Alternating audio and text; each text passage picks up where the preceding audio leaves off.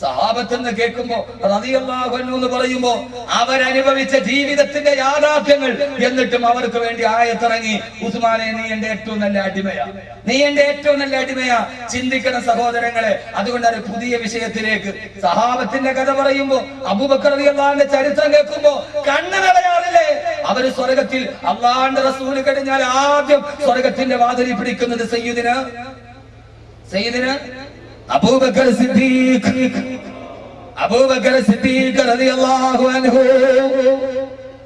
നാളെ സ്വർഗത്തിൽ ആദ്യം കൈപിടിക്കുന്നത് അവിടെയല്ലേ? അള്ളാഹു നമ്മളെ അവരുടെ കൂടെ എത്തിക്കുമാറാകട്ടെ. ആമീൻ പറയും മനുഷ്യന്മാരെ. അള്ളാഹുവിടെ എത്തിക്കുമാറാകട്ടെ. അങ്ങനെ ആഗ്രഹിച്ചാൽ മാത്രം മതിയോ? ഈ സഹാബത്തിന്റെ പുറകിൽ നിൽക്കേണ്ടവരല്ലേ നിങ്ങൾ? അല്ലാഹുവിന്റെ വിശുദ്ധമായ ഖുർആനിൽ ആയത്തിറങ്ങി, വയൗമ തശക്കക്കു സ്സമാഉ ബിൽ ഗമാമി വനുസിലൽ മലായികതു തൻസീലാ. വയൗമ തശക്കക്കു സ്സമാഉ ബിൽ ഗമാമി വനുസിലൽ മലായികതു തൻസീലാ. നാളെ പരലോകത്ത് ആകാശം പൊട്ടിപ്പിളരും, മഹിസറ ഹാജരാവും. ആ സമയത്ത് മഹിസറ തുടങ്ങുമ്പോ ആകാശ ലോകത്തിന് അല്ലാഹുവിന്റെ മലക്കുകൾ ഇറങ്ങി വരുമെന്ന്.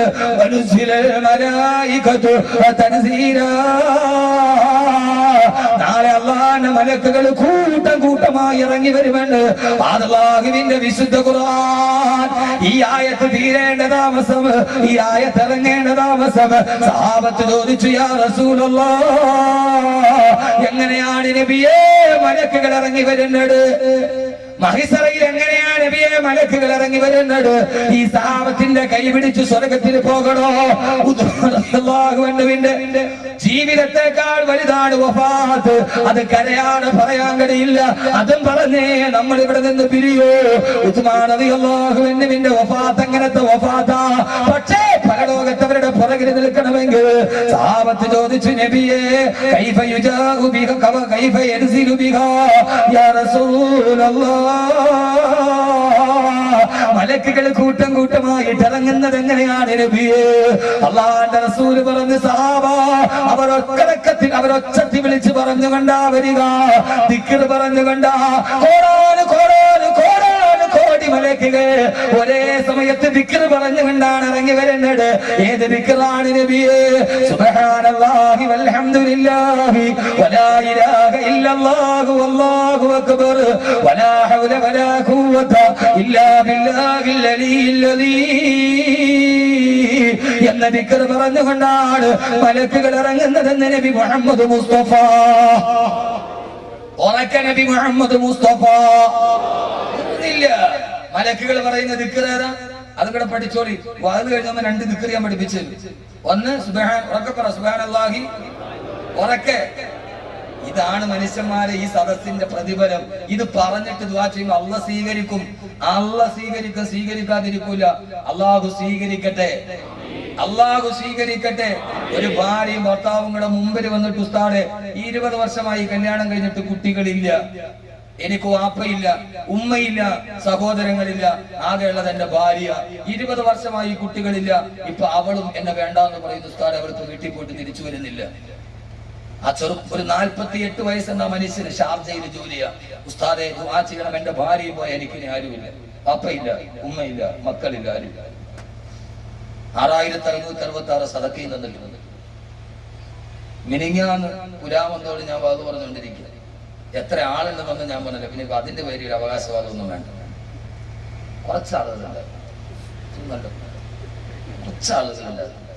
അപ്പോ അയാളിനെ കാണാൻ ഉസ്താദെ കൊണ്ടുവന്നിട്ട് ഒരു സ്വർണത്തിന്റെ വാള, ഭാര്യയുടെ കൈ കിടന്ന ഒരു സ്വർണത്തിന്റെ വാള എന്റെ കയ്യിൽ തന്നു. ഉസ്താദെ ഇന്നത്തെ സദസ്സിൽ ദുആ ചെയ്യണം, ഇത്രേ ആളുകളുള്ളതല്ലേ. എന്താ? ഇന്ന് രാവിലെ ഭാര്യ പോയി ടെസ്റ്റ് ചെയ്തു, റിസൾട്ട് അനുകൂലം. അള്ളാഹുവർക്ക് സാലിഹായ സന്താനത്തെ കൊടുക്കട്ടെ.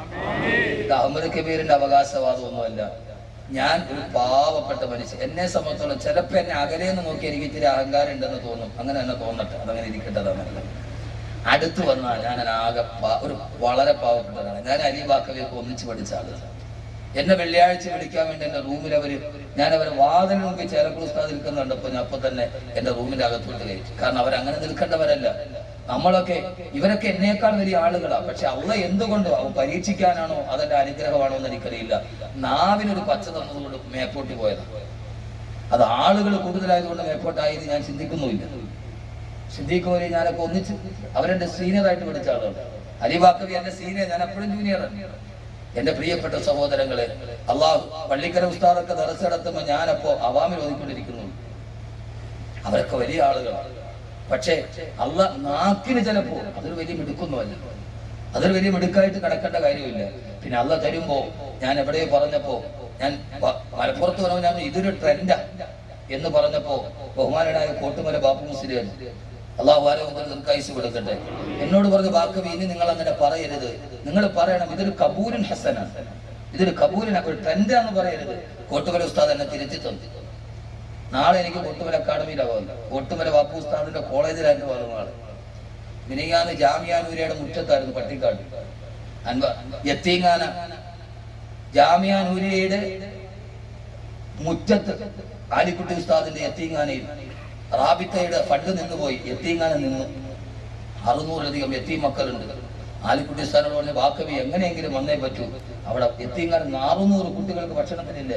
അൽഹംദുലില്ലാ ബാദു പറഞ്ഞു 32 ലക്ഷം രൂപ ഇട്ടു. 32 ലക്ഷം രൂപ.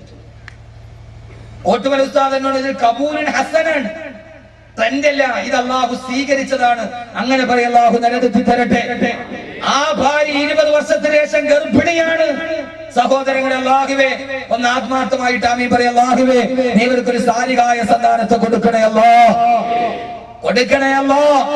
എന്തുകണ്ട ഈ ഓരോ രാത്രിയിലും സലാത്ത് ചൊല്ലി ദുആ ചെയ്യുന്ന 10,000-കണക്കിന് ആളുകളുടെ ഇടയിൽ അല്ലാഹു ആമീൻ സ്വീകരിക്കുന്ന ഒരു മനുഷ്യരുണ്ടെങ്കിൽ അതാണ് ഏറ്റവും വലുത് എന്ന് കരുതുമ്പോ അതുകൊണ്ട് ഉറക്കെ പറഞ്ഞു സുബ്ഹാനല്ലാഹി വൽഹംദുലില്ലാഹി വലാ ഇലാഹ ഇല്ലല്ലാഹു അല്ലാഹു അക്ബർ വലാ ഹൗല വലാ ഖുവത.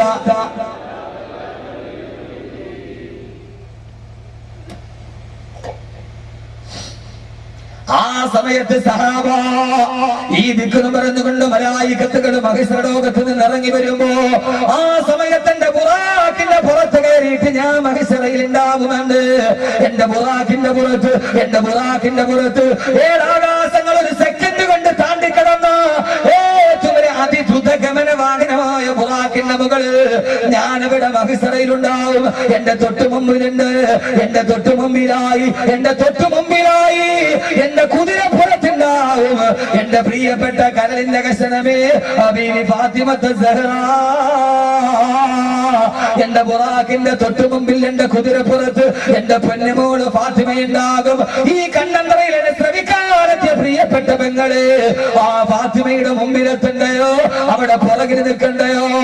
ആ സമയത്താണ് റസൂലുള്ള സഹാബത്തിനോട് പറയുന്ന സഹാബാ, എന്റെ ബുറാക്കിന്റെ മുകളിൽ ഞാനിരിക്കുമ്പോ എന്റെ തൊട്ടു മുമ്പിൽ എന്റെ കുതിരപ്പുറത്ത് ഫാത്തിമ നിൽക്കുമ്പോ എന്റെ തൊട്ടു പുറകിൽ വരുന്നുണ്ടാവും ബാങ്കം വിളിച്ചുകൊണ്ട് അല്ലാഹു അക്ബർ അല്ലാഹു അക്ബർ അല്ലാഹു അക്ബർ അല്ലാഹു അക്ബർ എന്ന ബാങ്കം വിളിച്ചുകൊണ്ട് എന്റെ തൊട്ടു പുറകിൽ മഹിസ്രയിൽ വരുന്നുണ്ടാകും കറുത്തവനായ ചപ്രച്ച തലമുടിയുള്ള ഹബശിയായ ഉത്തമയുടെ അടിയേറ്റ് താഴെ കിടന്ന അടിമ എന്റെ സയ്യിദുനാ ബിലാൽ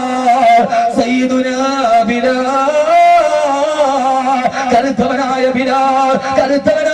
ബിലാൽ ഉബയ്യത്തിന്റെ ചാട്ടവാടടിയേറ്റിട്ട് മരം കഴുകനെ പോലെ കൊത്തിക്കൊറിക്കുമ്പോ നിലവിളിച്ച അടിമയില്ലേ ബിലാൽ. ആ ബിലാൽ ഭാഗം വിളിച്ചു കൊണ്ടുവരുമ്പോ വിനാഹത്തിന് ഭാഗം വിളി കേൾക്കുമ്പോ ആരൊക്കെയാണോ മറുപടി കൊടുത്തിട്ട് പള്ളിയിൽ പോയത് അവര് മുഴുവനും ബിലാലിന്റെ പുറകെ എന്ന് പറഞ്ഞുകൊണ്ട് ബിലാലിന്റെ പുറകെ ഉണ്ടാവും.